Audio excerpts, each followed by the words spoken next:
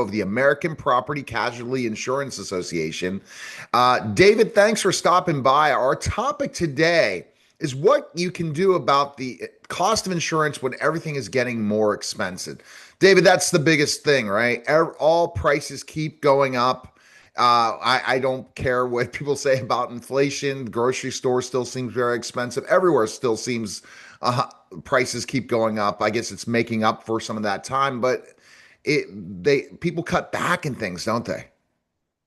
Well, they have to because real wages are not keeping pace with the rate of inflation. We experienced a 40-year record high inflation that peaked in 2021, and although we're off of that peak, uh, prices are still increasing. The rate of increases slowed down, but inflation rates are still increasing at about a rate of about 2.4%, according to the latest Fed estimate. I can tell by going to the grocery store, it's not changed. Thank goodness I'm an entrepreneur that can just go ahead and say, I got to go and keep building the business. So that's my saving grace. But I feel bad for everyone else. That's again, the wages are not increasing and the costs are increasing. So what about insurance? This is a big thing because I know for a fact people are cutting back on, a lot of the service-based businesses I deal with are saying, hey, you know what? They're cutting back because of these rising costs. So what are the main reasons insurance premiums are rising and how can consumers lower their insurance premiums? Great question. There are really three factors that are driving rising insurance premiums. The first is inflation that we've talked about. Home construction labor has increased 36% over the last 5 years. Home construction materials have increased 42% over the last 5 years, far in excess of the CPI index. And that leads directly into the second major factor driving insurance premium increases, which is increased storms and natural catastrophes.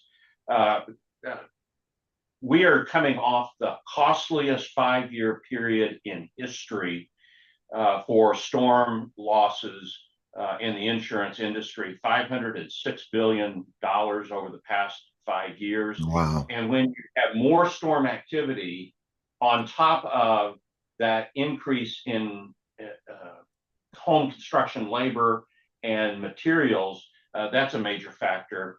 And then the third major factor is runaway lawsuit abuse that's driving up the cost of everything from gas to groceries for everyone. Everyone pays when lawsuit abuse is running away. Uh, you say that the legal system abuse is driving up costs for insurance, but also for many other goods and services.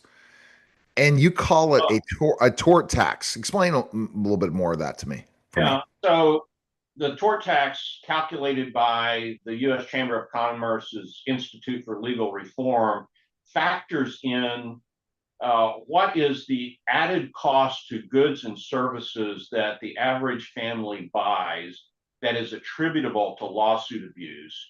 And they put that number at $4,200 for a family of four on goods and services they buy every single year. I noticed just a couple of days ago, Uber announced that 36% of the cost of every fare is attributable to insurance costs that are being driven by legal system abuse. So that's just one service that people frequently use, that they can see the impact of lawsuit abuse that Uber is experiencing and how it drives up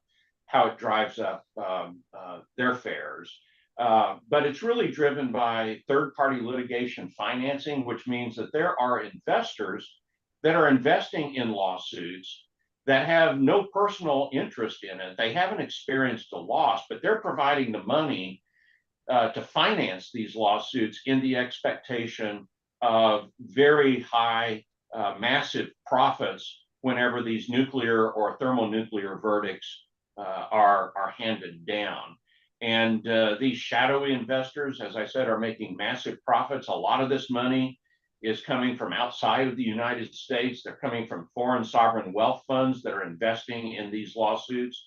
They're coming from wealthy individuals outside of the United States that are looking for very high rates of return. And they're just treating the American judicial system as if it were another financially engineered product. And that is having an impact on Main Street businesses. It's having an impact on consumers. And it's why it's one of our top priorities to try to get this under control. In what ways do you think we can? How are we going to be able to do this in a way so the premiums? Because what I know what happens, David, and this is the sad part: people can't afford their premiums, so they're not insured, and then they lose everything. Yeah.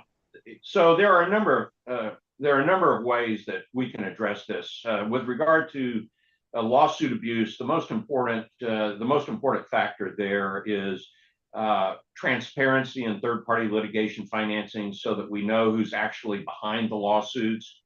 And that is action that can be taken at the state level. Congress is considering action in federal courts for that.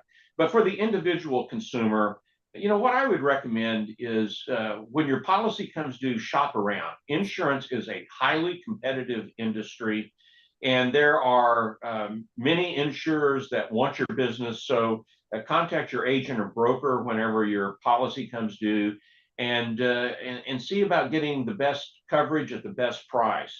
Some of the other tactics that people can do is consider increasing your deductibles. Increasing your deductible if you have a loss will save you on your monthly insurance premiums. Consider bundling your home and auto policies. That often results in discounts. Ask your insurer if they have telematic products. If you're a safe driver, that can significantly reduce your auto premiums. And if you're not driving as much as you used to, there are many companies now that offer pay-as-you-go insurance policies. So you only pay when you're actually driving your vehicle per mile. And then look for opportunities to make your own home more resilient when storms and disasters hit, by upgrading your roofing materials, windows. If you're thinking about replacing your windows or your roof, ask to make sure if they're storm rated. All right. Well, this is great information. Where's the best place, David, people can learn more about you and what you're doing, and how people can be involved and help? Well, folks can go to apci.org/insurance, and there's a lot more detail and recommendations on how you can help control your insurance premiums. Well, we appreciate it, David. Thanks for stopping by. I'll definitely be in touch. I'll try to connect with you on LinkedIn. We'll kind of keep that relationship going. I appreciate it.